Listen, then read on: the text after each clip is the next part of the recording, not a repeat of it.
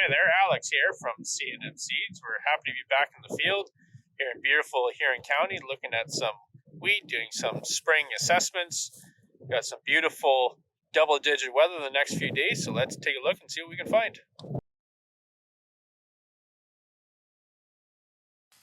So this particular field we're in, Field of Blaze, planted September 23rd, following soybeans. It was minimum tilled ahead of planting due to some high residue from the soybean crop. It was planted at 1.6 million seeds per acre at about inch to an inch and a quarter seeding depth. It had liquid in furrow with a broadcast dry spread ahead of planting.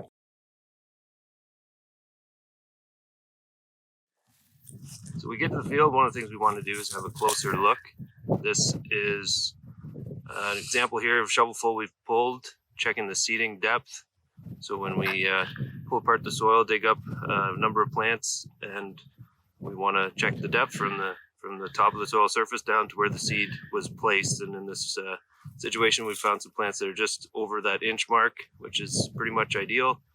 And you can see another example of the way that the tillers have developed here, and the white root growth is expanding. These plants are alive and looking to take off. So as we're walking across the field, we take a good general scan of things, and one of the major points that we want to focus in on next is how thick the crop is. What kind of a population do we have? So to do that, we bring in a measuring device of some sort. We've got a tape measure opened up to 3 feet, and we're going to take a look at each of the neighboring 2 rows and count the number of plants that have emerged here.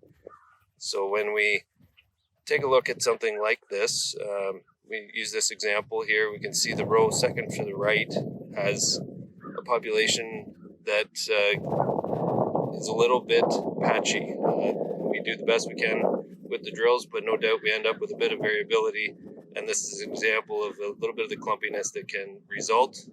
The first row, where things are a little bit thinner, we're probably getting less than 15 plants per foot of row in a situation like that. When we get the 2 on either side of the tape, we've got something north of 18 plants here, probably closer to 25 in some cases.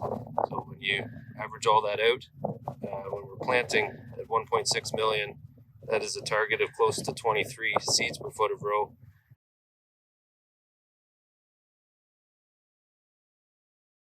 So we dug up a number of plants here, and we've got 3 very healthy wheat plants showing. And to identify the staging, we're just going to take a closer look at one of them here.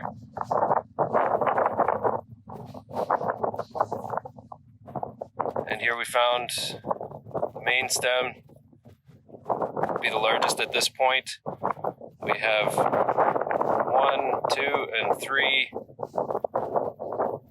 nice tillers that are coming along here, new growth coming from each of them, and even a 4th tiller here that is really trying to seek some sunlight, but I would call this a good main stem, and 3 tillers here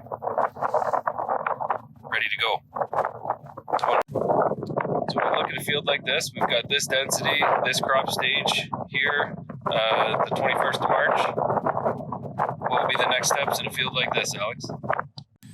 So now that we've identified the plant staging, we've looked at new growth, and we've kind of assessed the field, determined there's 3 main tillers plus a main stem with a plants per foot of row count of around, say, call it an average of 18 to 20. We are in a high risk for lodging here. So the nitrogen and sulfur program going forward, there's no rush to get on a particular field like this. I think we'll just hold off until mid to early April.